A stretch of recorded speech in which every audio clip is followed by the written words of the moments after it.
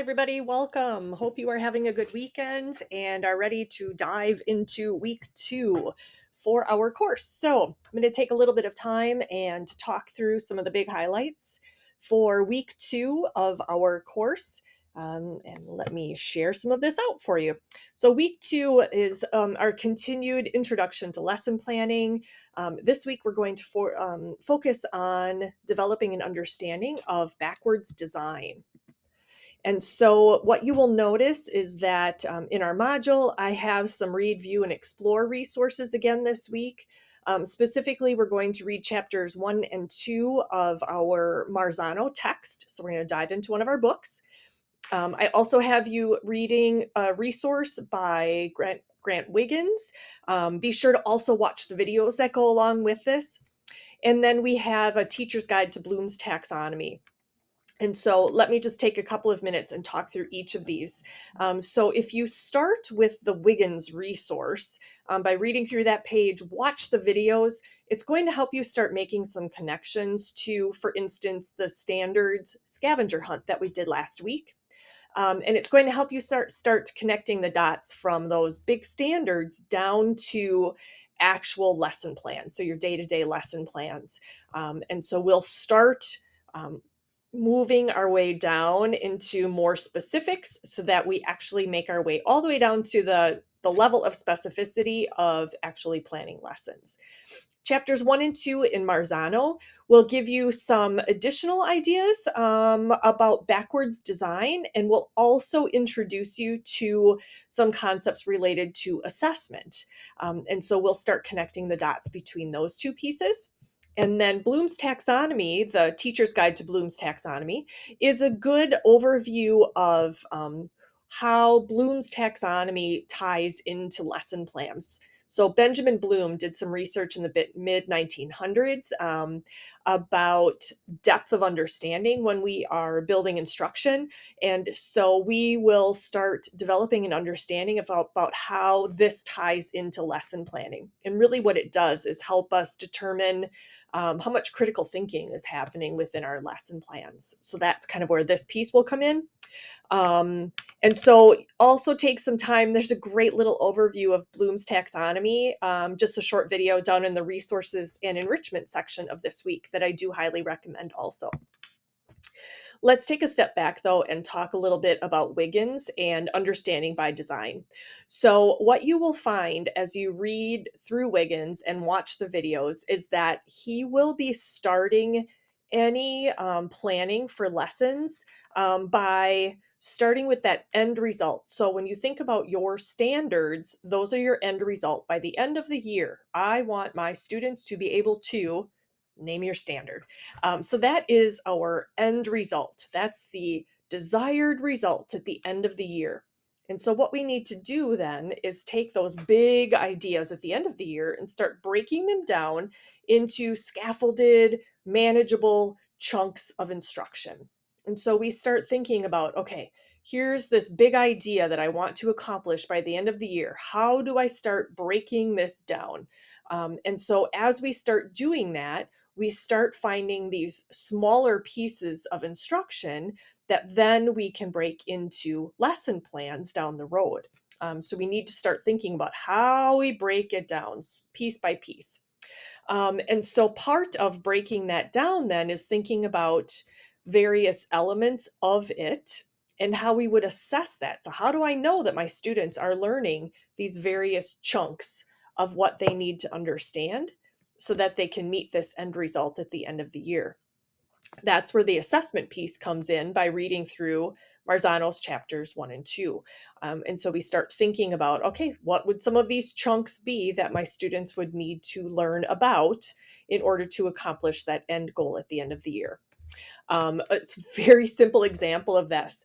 Kindergarten standard might be that kindergartners can identify and know the sounds for the 26 letters of the alphabet, for instance, okay? And so at some point in time, we need to teach them each of the letters of the alphabet. We need to teach them the sounds of each of the letters of the alphabet. Those then become some of these manageable chunks. We need to think about, how am I assessing this to know that my students have actually accomplished the manageable chunks? And so then we start thinking about the assessment piece. And once we've identified some of these chunks and how we think we want to check for understanding, then we can start crafting our actual lesson plans. And this is where we'll go in the next few weeks. But we want to start with this big idea first and then work our way to that point. We have an assignment this week where you will actually get to practice some of this backwards design. So we'll do the first two steps. So think about that standard that you identified.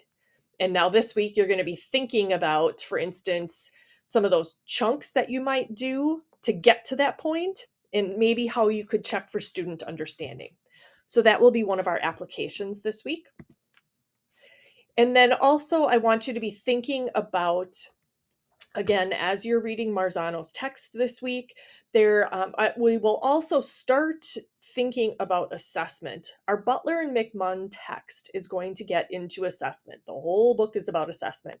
We're not reading any parts of it yet this week, but there's a couple of elements that I wanted to just point out to you it's just a good preview for what we'll be exploring in there. The big one that I wanted to point out is figure 1.3 out of Butler and McMunn, and it's the idea of teaching and learning being this cycle, okay? All of it, planning, teaching, assessing, and then reflecting on our planning so that we can plan, teach, assess tomorrow. It's this constant loop that's happening in our classrooms. Every day we're planning instruction, and then we are actually teaching the lessons, and then we are assessing student learning, so that we can take a look at the data and say, are my students learning it? Are they not there yet? How do I need to adjust my instruction for tomorrow? And that's this constant cycle that's happening in our classrooms. And so assessment really becomes integral to ensuring that our teaching and students learning is effective, that we're accomplishing what we set out to do. And so we will be talking pretty extensively about how assessment ties into this. So be thinking about that along the way, okay? Assessment serves as a feedback mechanism, not only to tell you, did my students learn it? But it also says, did I, as the teacher, teach this appropriately? Okay, so you're gathering information about both your students and your own teaching at the same time, every time you're doing an assessment. Assessments should be frequent and formative. So formative in nature means that it's informing your teaching. Okay, think about it that way. Assessment is not just the test at the end of a unit. Okay, it is intended to give you information along the way. Are we there yet? Do I need to make a course correction? Just think about driving in your car. If you've got all the bells and whistles that some of the cars have today, it beeps at you if you go over a line. It beeps at you if you get too close to the car in front of you. Assessment is serving that same purpose all of the time. Am I where I said I wanted to be at this point in time with my students? Or are some of them a little off? Do I need to make a course correction? So think of assessment as that tool that's helping you decide, are we where we need to be? And if not, how am I going to adjust? What's missing? What's off? How can I fix this? Okay, so it's a very useful tool for you in your classroom. We are going to be talking about collecting data along the way. Assessment is intended to give you valuable data about your students' learning and your teaching. But one of the biggest challenges with collecting this data is actually doing something with it. And I want you to be keeping that in mind, because I don't want you to give an assessment, for instance, and then not do anything with that data. And when I say do something with the data, it doesn't mean put a grade in the grade book. That is something completely different. And that is not the purpose of assessment. The purpose of assessment is to drive instruction. Okay. So be thinking about, every time I give a little assessment, what is it telling me about my students' learning? What is it telling me about my teaching? That's the purpose of collecting data along the way. In our assessment book, Marzano points out that to be successful, students must understand what they are expected to achieve and how to get there. And I would add, and why it matters. Students need to understand where they're going with their learning. So Don't make it a secret. Be very upfront, be very explicit with students about here's where we're going, and here's why, and make sure that they understand the real world connection behind what they're learning. That's how you create engagement with everything that you're teaching in the classroom. So be very upfront with your students. It will feel awkward at first to try and be that explicit, but it will be useful in the end. So keep that in mind always. In Marzano's chapter 1, he talks at great length about communicating those clear learning goals. That's what I was just talking about. Be very explicit with your students. Make sure they understand here's where we're headed and here's how we're going to get there. Here's why this is important. Make sure that they're understanding that. Because when you're very explicit with setting your goals, you will increase your student achievement. Okay. When you're very explicit, you stick to the plan, you adjust as needed, but you keep everybody moving along. If you don't have really clear goals and you don't clearly communicate it to your students, you can end up moving along and then realizing, oh my gosh, we missed something, and then you have to circle back and come to it later. And so you are taking what could have been very effective instructional in time, and you're wasting everybody's time. We don't want to do that. You only have 180 days in a school year approximately to accomplish those big standards that you wanted to accomplish at each grade level. And so we need to maximize instructional time. And the way that you maximize instructional time is to plan, plan, plan, and make sure that you are very clear with your students about where we're going and why, and then assess to make sure that you stick to the plan. Now, when I say stick to the plan, that means you're headed in the direction you say you wanted to head, and you're adjusting as needed. And so it's all a lot to take in at first, but think about what that looks like in your own classroom, um, and practice it. It's going to all feel very overwhelming for a while until you really get the hang of things. So just keep that in mind that it will take some practice, but that's okay. But the more that you plan now, the more explicit you are, the more effective your instruction is going to be. And of course, I've got weird formatting going on here, but I wanted to stress the importance of formative feedback. So formative feedback is just feedback that you are giving to your students at any point in time, throughout the day. It can be super quick. Thumbs up. Do you understand? Thumbs down. Is this still confusing? Thumbs to the side. Do we need to go over this one more time? Not quite there yet. It can be as simple as that. It can be as simple as you strategically walking around the room and watching and listening to what your students are doing with a project or a problem that's happening in the classroom. Quick little checks like that are great feedback on your students' learning and the effectiveness of your teaching. So there's lots of easy, simple ways that you can be checking in on your students throughout the day, and those are actually assessment. That is driving student learning. It is driving your teaching. So use it often. Okay. We will talk more about it in the weeks ahead because this is really an integral part of planning lessons. In fact, Marzano points out that research has shown that feedback, making your students aware of their progress towards learning goals, is associated with an increase in student achievement. So we want to make sure that we are very clear with our students on how their progress is looking as they are learning. We need to give them feedback, just like I'll be giving you feedback all semester long on lesson planning. I will let you know what your progress is looking like, if there are things that we need to be adjusting, if there are other things that you need to be thinking about to expand your understanding. We will be doing that throughout the semester. And so you'll be getting feedback all along, okay? Because that formative assessment is really intended to be a way of communicating with your students about their progress over time.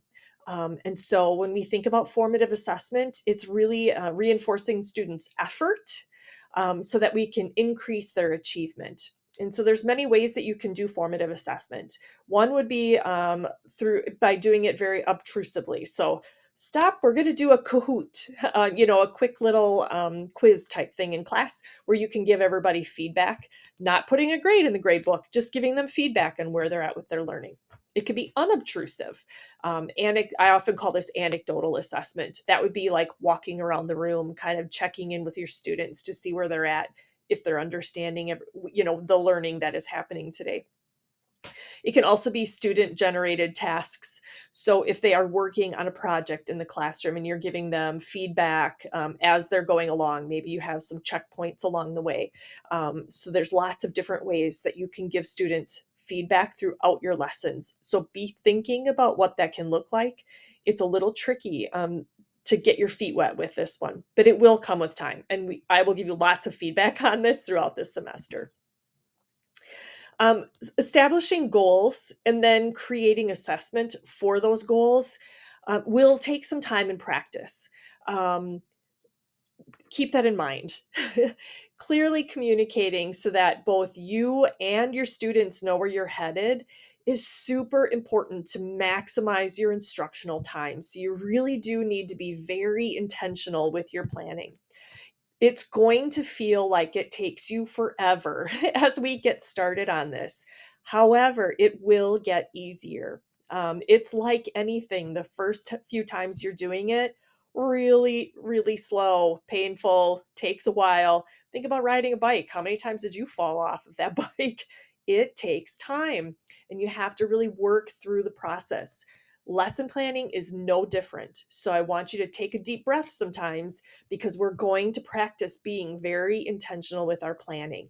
And the reason I do that is so that when you get out in the classroom, you have these things in the back of your mind now, and you have mastered this understanding of the process of what it takes to be intentional in your classroom.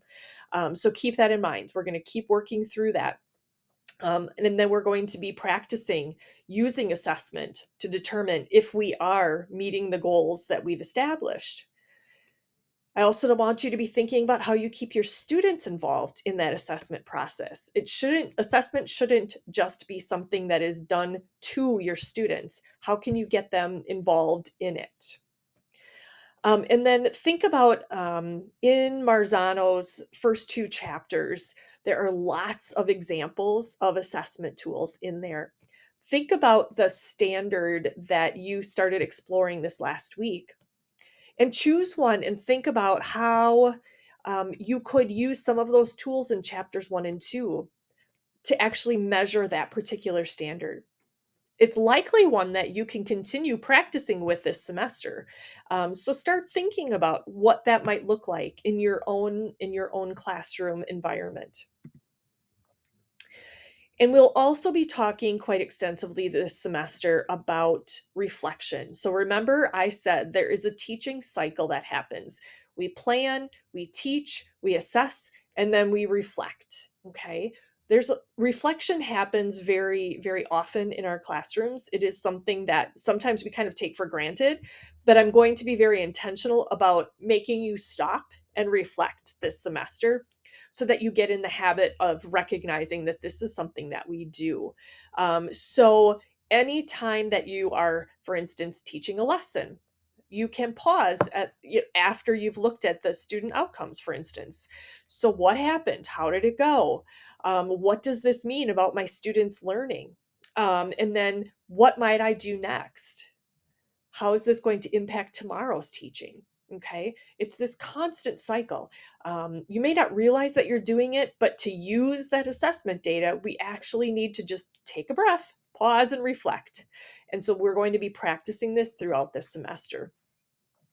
And in fact, this week, we will take a little bit of time to just think about 3 things we're going to remember every day. So I will have a resource that you can explore that has lots of ideas, lots of takeaways, and you get to just choose 3 that resonate with you, that you might want to incorporate as a piece of reflection. You might take these into your field experience and apply them there. You might be thinking about this for your own future classroom, but it will be just a top 3 things. And they might be things that you're going to put on a Post-it note and stick on your computer so that you think about them every day. But there will be several resources that you can explore that way. Looking ahead to next week, for those of you that want to get a jump start on our Module 3, we're going to be reading in the Butler and McMunn text, chapters 1 through 3. Just want to give you a heads up in case that is something that you are looking to jump ahead on. But let's go ahead and just take a moment though and look at this week 2 module. So as I mentioned, we are reading chapters 1 and 2 in Marzano. We are exploring the Grant Wiggins resources for understanding by design. And then you're doing an overview of Bloom's taxonomy. Be sure to check out that video that's in our enrichment section. But then you're taking some time to do an exercise about becoming a reflective practitioner. And so I'll let you work your way through the slideshow as well as chapters 1 and 2 in Marzano, and then create your own top 3 things you'll remember every day. And so you can post that by Thursday and respond to your peers by Sunday. We also have our assignment, which is understanding by design, and you're going to be doing that application exercise. So you'll first watch the Grant Wiggins video that's here. You're going to be thinking through a long-term goal for your classroom, and then utilizing some of the ideas that he has included in that first video. And then after you have a draft, you're going to watch the rest of the Grant Wiggins presentation and then think about, okay, are there any revisions that I would make to my thinking already as it relates to backwards design? And then you're going to submit all of that to me by Sunday midnight. And that will cover this week for us. The other piece that I would like to take a little bit of time and touch base on is our lesson plan template, because I keep referring to lesson plans. So let's take a little bit of time. And I just wanted to point out a few things on here without completely overwhelming you, because as we continue, we're going to work through each of the elements of this lesson plan, because it's all important to effective teaching and learning. But we're going to work on them just small pieces at a time until we get to the point where you will have a good understanding of all of the elements that contribute to effective planning. And so as you take a look at this template, you'll notice that we have already started exploring standards. And so that's really a starting point for us, is thinking about those standards. As you think about your backwards design, that is starting to contribute to the rationale section. So we are explaining, for instance, if I'm breaking down a standard into smaller chunks, I'm explaining why these chunks are important to teach so that we can accomplish this standard. Okay, so that's part of where we start making some connections in here. We haven't talked about some of these other sections yet. However, you will notice also that we have a section on assessment. And so we think about assessment at the beginning of our lesson, right in the middle of our lesson, at the end of our lesson. So start thinking about some of these elements and realize that is going to become part of your lesson planning, is to actually identify when you'll be doing some assessment. And then we will get into the other elements of solid planning in the weeks ahead. But I wanted you to just take a moment and think through a couple elements here and see where they are on the lesson plan. Again, don't be overwhelmed by that template. We are going to walk through every single piece of it. So you don't have to worry. We will get there, and you'll have a solid understanding of each piece before we fill that out. But that will cover it for this week. I hope you have a great week. As always, if you have any questions or concerns, please feel free to reach out to me at any point in time. I am happy to help out. But have a great week, and I will talk to you again soon.